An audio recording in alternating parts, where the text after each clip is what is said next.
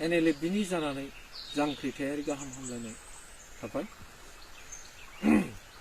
NLFनि आफादनिफ्राय जों बेखौसो फोसावनो सानदों जे फैबाय थानाय बिसायख'थियाव जेन बयबो बर' रायजो राजाया बुजियो, सिन्ता खालामो जे जों मा जानो थांगासिनो दं हारि नाङै, बेखौ एसे सिन्ता खालामलायनानै गावबा गावनि बेसेन गोसा भटफोरखौ जेन सांग्राङै सिन्ता खालामनानै होज्लायो। आं बे NLFनि जानानै जों बेखौसो बुंनो सानदों जे जोङो बर' हारि हिसाबै दिनै मा अबस्था जाबोदों बेखौ बेखेवनायनि गेजेरजों जे फैबाय थानाय इलेक्सनखौ जोङो माबायदि रोखोमै होनाया मोजां बेखौ बुंनो जों दिनै NLFआ गसंथादों। जों मिथिगौ BJP सरकारा बर'फोरखौ जिबायदि थगायनाय आरो बर'फोरखौ जिबायदि नासयनाय, बर'फोरनि मोनथायनिफ्राय जिबायदि बन्सित खालामनाय, बेफोर गासै बिथिंखौ नोजोर होनानै एबारनि बिसायख'थि 2021 बिसायख'थियाव रावबो BJPनो भट दाहो। बर'फ्रा रावबो BJPखौ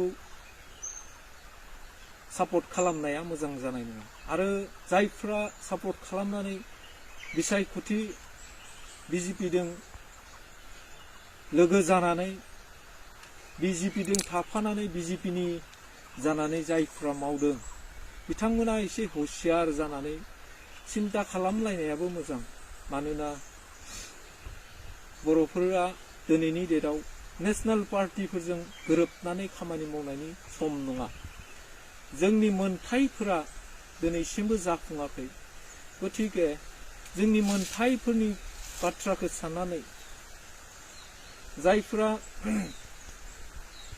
नेशनेल पार्टिफोरजों गोरोबना दं, नेशनेल पार्टिफोराव थानानै बिसायख'थि गेलेदों, बिथांमोना सिन्ता खालामनाया मोजां। जेन जोङो ज'ज'है हारि दानायाव मदद खालामलायनो हायो। जों रिजनेल पार्टि फिसा फिसा जोंहा पार्टिफोर दं, जाय पार्टिफोरा दिनै हारि दानायनि खामानिफोरखौ मावलांनो हायो। बिथांमोनजों रिजनेल पार्टिफोरजों गोरोबनानै जेन खामानि मावो। মই এইটোৱে ক'ব খুজিছোঁ যে আমাৰ অনলি বড়োসকলৰ কাৰণে নহয়, গোটাই আমাৰ অসমত যিবোৰ সমস্যা হৈ আছে আজিৰ ডেটত, যে খিলঞ্জীয়াসকলে যি ধৰণৰ হাৰাশাস্তি হ'বলৈ লগা হৈছে, সেইবোৰ কথা চিন্তা কৰি BJP বৰ্জন কৰাৰ চিন্তাটো অসমবাসীয়ে খিলঞ্জীয়াসকলে যেন লয়। আমি এই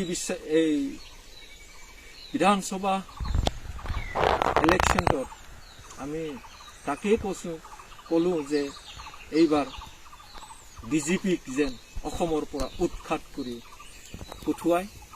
আৰু আমাৰ অকল বড়োসকলৰ কাৰণে নহয়, ভয়ংকৰ বিপদজনক বুলি আমি এতিয়া কৈছোঁ। আমি NLFৰ পৰা আমি তাকে কামনা কৰোঁ যে অসমবাসী খিলঞ্জীয়াসকলে যেন একেলগে যেন BJP উৎখাত কৰাৰ চিন্তাটো লয়, তাকে মই NLFৰ পৰা কামনা কৰিছোঁ। আৰু বড়োফोरा सांग्रां जानानै मोजां सिन्तायै जेन BJPखौ बर्जन खालामो। BJPनो भट होयोब्ला जों मा जागोन बेखौ एसे सिन्ता खालाम। जों रिजनेल पार्टिफोरजोंनो थाफानानै रिजनेल पार्टिफोरजोंनो मावलांनाया जोंनि थाखाय NLFनि थाखाय मोजां आरो हारिनि थाखाय मोजां।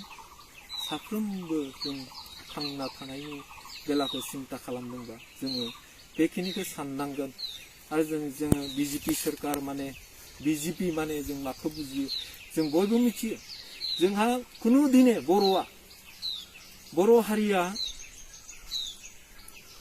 धोरोमनि बाथ्रा लानानै बेले बेजे गैयामोन दिनै बर'नि गेजेराव धोरोमनि बाथ्रा लाना बेले बेजे फैदों बेफोर गासै बिथिंफोरखौबो सिन्था खालामनाया मोजां जे जों खावलायो आरो गोख्रोङै जों बुङो बिजेपिखौ बर्जन खालामनाया बयबो बर' रायजो राजानि बिहोमा आरो आसामनि खिलुनजियाफोरनि थाखाय अत्यन्त प्रयोजन होननानै जों NLFB आफादनिफ्राय बुङो जे NLFB आफादनिफ्राय जोङो गोख्रों बुङो जे बिजेपि बर्जन खालामनाया गाहाम जों बेखौनो बुंनानै एसेयावनो दोनथ'बाय।